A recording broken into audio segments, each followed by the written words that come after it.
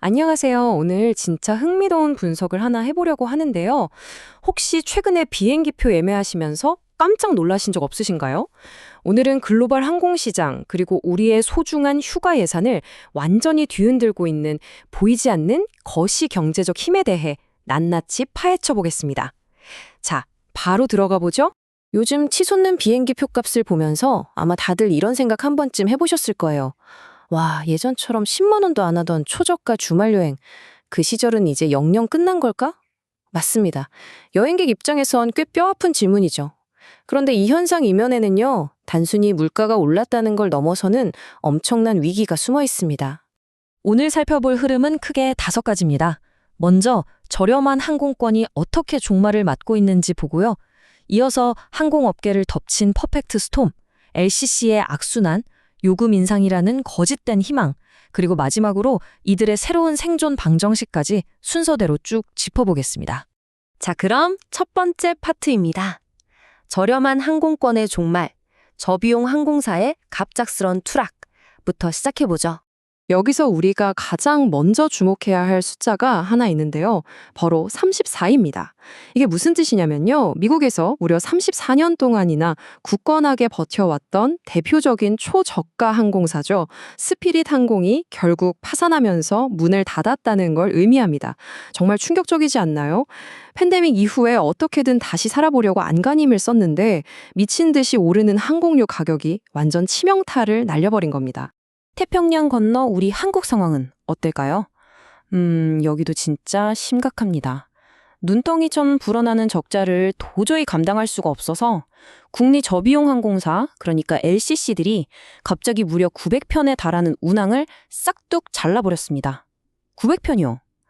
그만큼 우리가 주말에 가볍게 떠날 수 있었던 여행 선택권이 말 그대로 허공으로 날아가 버린 거죠. 이 데이터를 보시면요. 이게 그냥 어쩌다 운이 나쁜 한 회사의 문제가 아니라는 걸 확실히 알 수 있습니다. 업계 전체가 확 쪼그라들고 있는 거예요. 국내 LCC 업계를 이끄는 제주항공이 187편, 에어부산이 212편, 그러니까 업계 탑급 항공사들조차 피눈물을 머금고 자기들 비행 스케줄을 깎아내야만 했다는 겁니다. 완전 비상사태인 거죠. 대체 왜 이런 일이 벌어지고 있는 걸까요? 두 번째 파트. 항공시장을 덮친 거시경제적 퍼펙트 스톰에서 그 근본적인 이유를 살펴보겠습니다. 에이미트 인사이트 보고서에서 분석한 이 비교표를 한번 볼까요? 대한항공 같은 대형 항공사들은 여객 수요가 줄어도 화물을 실어 나르면서 어느 정도 충격을 방어할 수 있어요. 근데 저비용 항공사들은 어떨까요? 철저하게 승객들이 사주는 티켓값에만 의존하거든요. 게다가 기름값이 오를 때를 대비하는 유류 해지 비중도 상대적으로 낮아서 이런 글로벌 경제 충격이 오면 진짜 무방비로 아주 뼈아프게 두드려 맞을 수밖에 없는 구조인 겁니다. 그럼 이 LCC들을 덮친 첫 번째 폭탄이 뭐냐? 바로 기름값입니다. 중동 상황 다들 아시잖아요? 엄청 불안하죠? 이 지정학적 리스크 때문에 항공유 가격의 기준이 되는 WTI 원유 가격이 배럴당 98.65달러까지 뚫고 올라갔습니다. 항공사를 돌리는 데 들어가는 전체 비용 중에 30% 이상이 기름값이라는 걸 생각해보면 와, 이건 정말 목을 조르는 엄청난 압박이죠. 엎친 데 덮친 격으로 두 번째 폭탄이 떨어집니다. 네, 환율이에요. 원달러 환율이 한때 무려 1,468.5원을 돌파해버렸습니다. 안 그래도 비싼 기름값 자체도 미치겠는데 이 살인적인 환율이 곱해지니까 항공사들이 내야 할 돈이 순식간에 눈덩이처럼 불어나는 아주 파괴적인 역할을 하고 있는 겁니다. 근데 이게 왜 여러분의 지갑 사정과도 직결되는 중요한 문제일까요? 생각해보세요. 항공사들은 기름값은 물론이고 그 비싼 비행기 빌려 쓰는 리스료까지 전부 달러로 결제해야 합니다. 환율은 미친 듯이 오르고 기름값도 비싸니까 LCC들이 그나마 티켓 팔아서 쥐고 있던 그 얇디 얇은 마진이 펑 하고 그야말로 허공으로 증발해버린 거예요. 상황이 이러니 항공사들도 가만히 있을 순 없겠죠. 세 번째 파트, 수요를 스스로 파괴해버리는 LCC의 악순환 단계로 넘어가 보겠습니다. 경제 전문가들이 말하는 이 끔찍한 연쇄 반응은 아주 명확하게 돌아갑니다. 기름값, 환율이 폭등하죠. 그럼 항공사들은 버티다 못해 유료 할증료를 막 300씩 올려버립니다. 그 부담을 고스란히 우리 같은 소비자한테 넘기는 거죠. 근데 티켓값이 그렇게 비싸지면 누가 선뜻 여행을 가겠어요. 당연히 여행 수요는 뚝 떨어지고 비행기는 텅텅 비게 되니까 항공사는 눈물을 머금고 또 비행편을 취소하는 겁니다. 완벽한 악순환의 고리에 빠진 거예요. 게다가 여기엔 아주 치명적인 함정이 하나 숨어 있는데요. 비행기를 안 띄우고 그냥 땅에 세워두면 당장 들어가는 기름값, 그러니까 변동비는 아낄 수 있겠죠. 그런데 직원들 월급 줘야죠, 비행기 빌린값 내야죠, 이런 막대한 고정비는 하늘에서 뚝 떨어져서 해결되는 게 아니잖아요.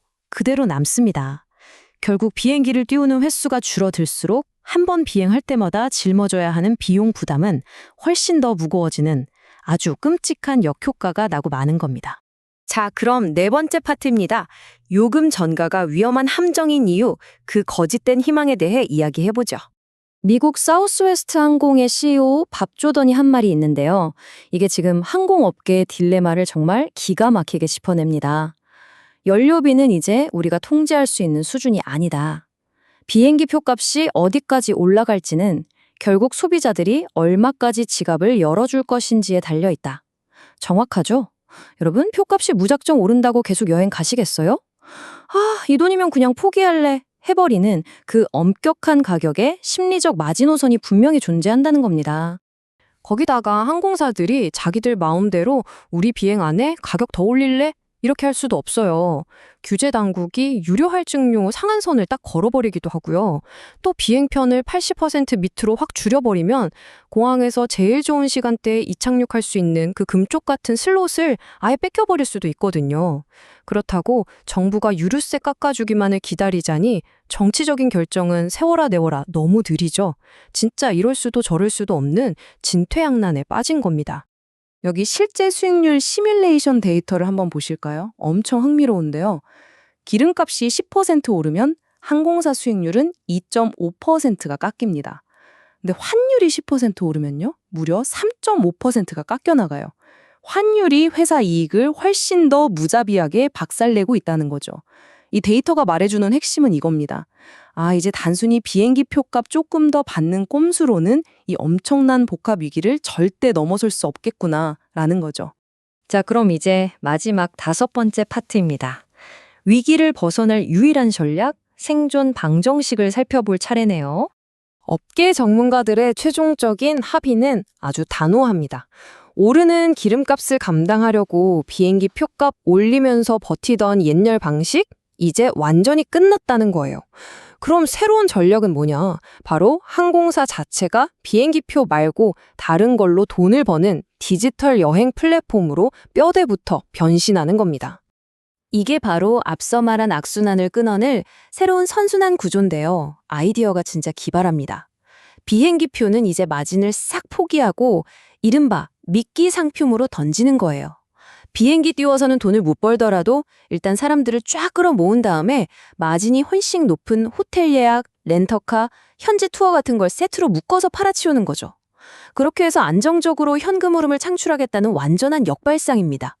살아남기 위한 아주 구체적이고 치열한 6개월 액션 로드맵도 이미 가동 중입니다. 첫째, 답안 나오는 적자 노선은 오늘 당장 싹 다 잘라냅니다. 둘째, 대형 온라인 여행사들, 즉 OTA들과 수수료를 나누는 끈끈한 파트너십을 맺습니다. 그리고 마지막으로 수화물 추가 요금이나 숙박 중개 같은 비연료 수익의 비중을 회사 전체 매출의 15% 이상으로 확 끌어올리는 거예요.